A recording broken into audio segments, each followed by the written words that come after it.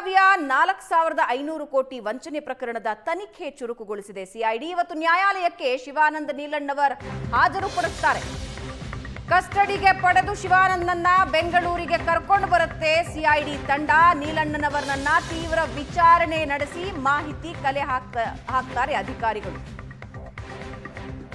ಬೆಂಗಳೂರಿನ ಸಿಐಡಿ ಮುಖ್ಯ ಕಚೇರಿಯಲ್ಲಿ ಶಿವಾನಂದ ನೀಲಣ್ಣವರ್ ವಿಚಾರಣೆ ನಡೆಯುತ್ತೆ.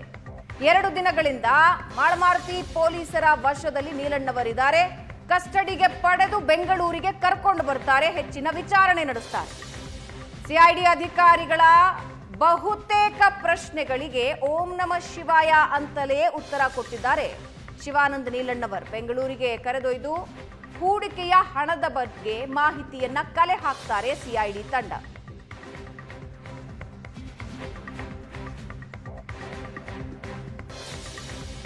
ದಾಖಲೆಗಳನ್ನ ನೋಡಿ ಪೊಲೀಸರೇ ದಂಗಾಗಿ ಹೋಗಿದ್ರು. ಒಂದಲ್ಲ ಎರಡಲ್ಲ 4,500 ಕೋಟಿ ರೂಪಾಯಿಗಳ ಹೂಡಿಕೆಯ ಪ್ರಕರಣ ಇದು. ರಾಜ್ಯದ ಸಿಎಂ ಡೈಲಾಗ್ ಹೊಡೆದು ವೈರಲ್ ಆಗಿದ್ದ ಶಿವಾನಂದ ನೀಲಣ್ಣವರ್ 10 ವರ್ಷದಲ್ಲಿ ಈ ಮನುಷ್ಯ ಬೆಳೆದ ರೀತಿ ಎಲ್ಲರೂ ಹುಬ್ಬೇರಿಸೋ ಹಾಗೆ ಮಾಡಿತ್ತು. ಐಸ್ ಕ್ಯಾಂಡಿ ಮಾರ್ಕೊಂಡಿದ್ದ ಶಿವಾನಂದ 10 ವರ್ಷದಲ್ಲಿ 4,500 ಕೋಟಿ ಹೂಡಿಕೆ ಪ್ರಕರಣದಲ್ಲಿ ತಗಲಾಕೊಂಡಿದ್ದಾರೆ. ಹೂಡಿಕೆಯ ಪೇಪರ್ಸ್ ನೋಡಿ ಪೊಲೀಸರೇ ದಂಗಾಗಿದ್ದಾರೆ. ಸಾವಿರಾರು ಜನರ ಕೈಲಿ ಹೂಡಿಕೆಯಾಗಿದೆ. ಆದರೆ ಬಂದಿರೋ ಮಾಹಿತಿ ಪ್ರಕಾರ ಅವರುಗಳಿಗೆ ಹೆಚ್ಚಿನ ಬಡ್ಡಿ ಸಂದಾಯ ಆಗ್ತಾ ಇತ್ತು. ಈ ವ್ಯವಹಾರ ನಡೀತಾ ಇದ್ದಿದ್ದು ಹೇಗೆ? ಯಾವುದೇ RBI ರೂಲ್ಸ್ ಫಾಲೋ ಆಗ್ತಾ ಇರಲಿಲ್ಲ.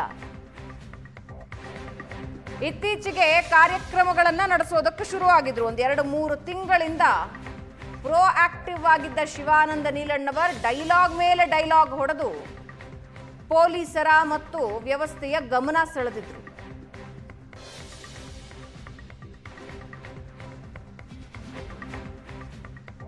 ಎರಡು 3 ತಿಂಗಳಿಂದ ಪ್ರೋ ಆಕ್ಟಿವ್. ಅಲ್ಲಲ್ಲಿ ಕಟ್ಔಟ್ಗಳು, ಬ್ಯಾನರ್ಗಳು, ಜೋರು ಅಬ್ಬರ. 28 ಅಂದ್ರೆ 2028ಕ್ಕೆ ಸಿಎಂ ಆಗ್ಲೇನು ಅನ್ನೋ ಡೈಲಾಗ್ನಿಂದ ಇಡೀ ರಾಜ್ಯದಾದ್ಯಂತ ವೈರಲ್ ಆಗಿತ್ತು ಆ ವಿಡಿಯೋ.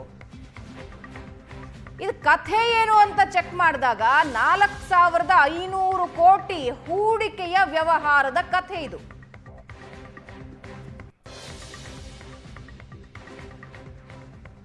ಈ ಬಗ್ಗೆ ಇನ್ನಷ್ಟು ಡೀಟೇಲ್ಸ್ ಹಂಚಿಕೊಳ್ಳೋದಕ್ಕೆ ನಮ್ಮ ಜೊತೆ ಲೈವ್ ನಲ್ಲಿ ಜಾಯಿನ್ ಆಗಿದ್ದಾರೆ ಅನಿಲ್ ಕಾಜ್ಗಾರ್. ಅನಿಲ್, ಸದ್ಯದ ಪರಿಸ್ಥಿತಿಯಲ್ಲಿ 4,500 ಕೋಟಿ ಎಲ್ಲಿಂದ ಇನ್ವೆಸ್ಟ್ ಆಯ್ತು, ಹೆಂಗ್ ಇನ್ವೆಸ್ಟ್ ಆಯ್ತು, ಹೆಂಗ್ ಇನ್ವೆಸ್ಟ್ ಮಾಡಿದ್ರು ಅಂತ ಪೊಲೀಸರು ಹುಡುಕ್ತಾ ಇದ್ರೆ ಇಡೀ ರಾಜ್ಯ ಬೆಚ್ಚಬಿದ್ದಿದೆ.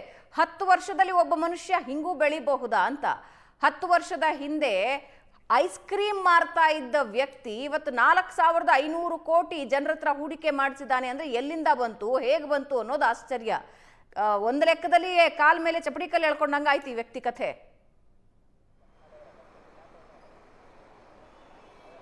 ಹೌದು ಭಾವನಾ, ಬೆಳಗಾವಿಯ ಶಿವಮ್ ಅಸೋಸಿಯೇಟ್ನ ಮಾಲೀಕ ಶಿವಾನಂದ ನೀಲಣ್ಣವರ ವಿರುದ್ಧ ಈಗ 4,500 ಕೋಟಿ ವಂಚನೆ ಕೇಳಿ ಬಂದಿರುವಂಥದ್ದು. ಈಗಾಗಲೇ ಪ್ರಕರಣವನ್ನು ಸ್ವಯಂ ಪ್ರೇರಿತವಾಗಿ ಸಹಕಾರ ಇಲಾಖೆ ಸೋಮೋಟ ಕೇಸನ್ನು ಹಾಕೊಂಡಿತ್ತು. ಬಳಿಕ ಮಾಳಮಾರುತಿ ಪೊಲೀಸರು ಆತನನ್ನು ವಶಕ್ಕೆ ಪಡೆದುಕೊಂಡು ಈಗ 3 ದಿನಗಳಿಂದ ವಿಚಾರಣೆ ಮಾಡ್ತಿರುವಂಥದ್ದು.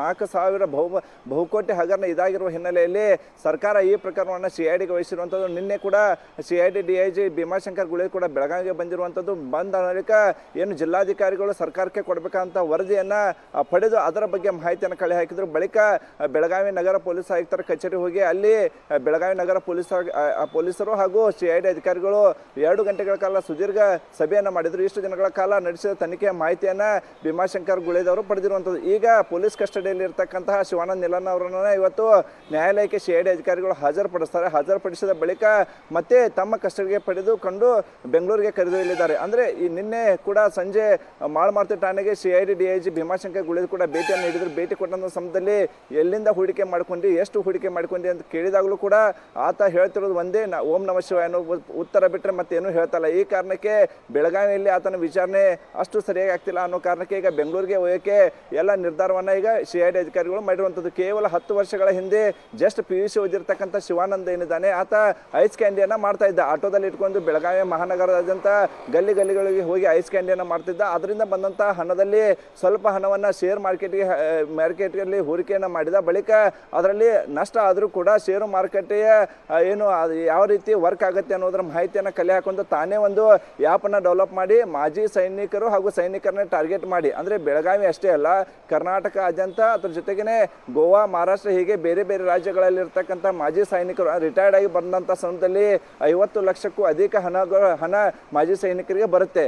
ಅಂಥವರಲ್ಲಿ ಅವರ ಕಡೆ ಹೋಗಿ ನಿಮಗೆ ನೀವು ಬ್ಯಾಂಕಲ್ಲಿ ಇಟ್ಟರೆ ಕೇವಲ 3% ಇಂಟ್ರೆಸ್ಟ್ ಬರುತ್ತೆ, ನನ್ನ ಕಡೆ ಹೂಡಿಕೆ ಮಾಡಿದ್ರೆ ನಿಮಗೆ ನಾವು 36% ಇಂಟ್ರೆಸ್ಟ್ ಕೊಡ್ತೀನಿ ಅಂತೇಳಿ ಆರಂಭದಲ್ಲಿ 1 ಲಕ್ಷ 2 ಲಕ್ಷ ಈ ಥರ ಹೂಡಿಕೆ ಮಾಡ್ಕೊಂಡು ಅವರಿಗೆ ನಿಯಮಿತವಾಗಿ ಹಣವನ್ನು ಕೂಡ ಸಂದಾಯ ಮಾಡಿದ. ಹೀಗಾಗಿ ಈತನ ಸೇವೆ ಚೆನ್ನಾಗಿದೆ ಅಂತೇಳಿ ತಿಳ್ಕೊಂಡು ಈಗ 35,000 ಜನ ಬೆಳಗಾವಿ ಸೇರಿದಂತೆ ಮಹಾರಾಷ್ಟ್ರ, ಗೋವಾ, ಬೇರೆ ಬೇರೆ ರಾಜ್ಯಗಳ 35,000 ಜನರು ಈಗ 4,500 ಕೋಟಿ ರೂಪಾಯಿ ಹೂಡಿಕೆ ಮಾಡಿದ್ದಾರೆ. ಕಳೆದ 10 ವರ್ಷಗಳಿಂದ ಈತ ಹೂಡಿಕೆ ಮಾಡ್ಕೊತಾ ಬಂದಿರುವಂಥದ್ದು. ಬಂದಂಥ 35,000 ಜನರಿಗೂ ಕೂಡ ಎಲ್ಲರಿಗೂ ಕೂಡ ನಿಯಮಿತವಾಗಿ ಹಣವನ್ನು ಸಂದಾಯ ಮಾಡಿದೆ. ಈ ಕಾರಣಕ್ಕೆ ಪ್ರಕರಣ CID ಹೋದರೂ ಕೂಡ ಯಾರೊಬ್ಬರು ಬಂದು ನಮಗೆ ಅನ್ಯಾಯ ಆಗಿದೆ, ನಮಗೆ ಮೋಸ ಆಗಿದೆ, ನಮಗೆ ವಂಚನೆ ಆಗಿದೆ ಅಂತ ಇನ್ನೂ ಕೂಡ ಯಾರೊಬ್ಬರು ಕೂಡ ದೂರನ ಕೊಟ್ಟಿಲ್ಲ. ನಿನ್ನೆ ಆತನ ಮನೆಗೆ ಸೀಸ್ ಮಾಡಿರ್ತಕ್ಕಂಥ ಸಂದರ್ಭದಲ್ಲಿ ಸಾಕಷ್ಟು ಪ್ರಮಾಣದಲ್ಲಿ ಲ್ಯಾಪ್ಟಾಪ್, ಕಂಪ್ಯೂಟರ್, ಟೆಕ್ನಿಕಲ್ ಎವಿಡೆನ್ಸ್ಗೆ ಹೆಲ್ಪ್ ಆಗಲಿ ಅನ್ನೋ ಕಾರಣಕ್ಕೆ ಆ ಎಲ್ಲವನ್ನು ಕೂಡ ಸೀಸ್ ಮಾಡ್ಕೊಂಡಿದ್ದಾರೆ. ಶಿವಾನಂದ್ ಅಸೋಸಿಯೇಟ್ನಲ್ಲಿರ್ತಕ್ಕಂಥ ಎಲ್ಲ ಏನು ಶಿವಮ್ ಅಸೋಸಿಯೇಟ್ನಲ್ಲಿರ್ತಕ್ಕಂಥ ಎಲ್ಲ ಏನು ಫಾಲೋವರ್ಸ್ ಇದ್ದಾರೆ ಅವರನ್ನು ಕೂಡ ಈಗ ವಿಚಾರಣೆ ಮಾಡೋಕ್ಕೆ CID ಅಧಿಕಾರಿಗಳು ಕೂಡ ಮುಂದಾಗಿರುವಂಥದ್ದು. ಅಂತಂದರೆ ಇದು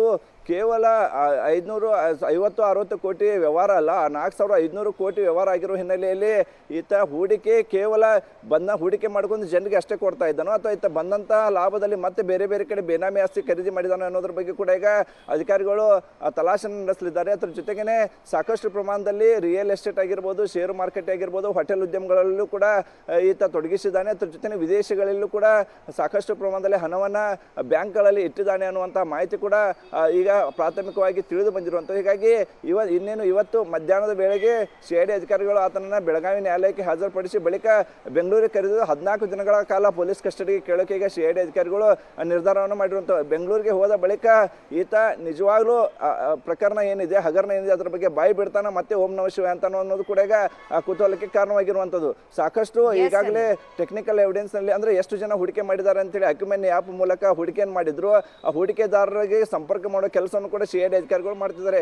ಆದರೆ CID ಅಧಿಕಾರಿಗಳಿಗೆ ಯಾವೊಬ್ಬ ಹೂಡಿಕೆದಾರರು ಕೂಡ ಸಕಾರಾತ್ಮಕವಾಗಿ ಸ್ಪಂದಿಸ್ತಿಲ್ಲ. ನಮಗೆ ಅವರು ಅನ್ಯಾಯ ಮಾಡಿಲ್ಲ, ನಾವು ಅವರ ವಿರುದ್ಧ ದೂರು ಕೊಡಲ್ಲ, ಇಂದಿಲ್ಲ ನಾಳೆ ನಮ್ಮ ಹಣವನ್ನು ಮರಳಿಸ್ತಾರೆ ಅನ್ನುವಂತಹ ಮಾಹಿತಿಯನ್ನು ಅಧಿಕಾರಿಗಳಿಗೆ CID ಅಧಿಕಾರಿಗಳಿಗೆ ಹೂಡಿಕೆದಾರರು ನೀಡ್ತಿರುವಂಥದ್ದು. ಹೀಗಾಗಿ ಬೆಂಗಳೂರಿಗೆ ಹೋದ ಬಳಿಕ ಯಾವ ರೀತಿಯ ವಿಚಾರಣೆಯನ್ನು ಮಾಡ್ತಾರೆ, ಎಷ್ಟು ಅವರಿಂದ ಬಾಯಿ ಬಿಡಿಸ್ತಾರೆ, ಎಷ್ಟು ಹಣವನ್ನು ಹೊಳ್ಳಿ ಹೂಡಿಕೆದಾರಿಗೆ ಕೊಡ್ತಾರೆ ಅನ್ನೋದು ಈಗ ಸಾಕಷ್ಟು ಕುತೂಹಲಕ್ಕೂ ಕೂಡ ಕಾರಣವಾಗಿರುವಂಥದ್ದು. ಭಾವನಾ, ಧನ್ಯವಾದ ಅನಿಲ್.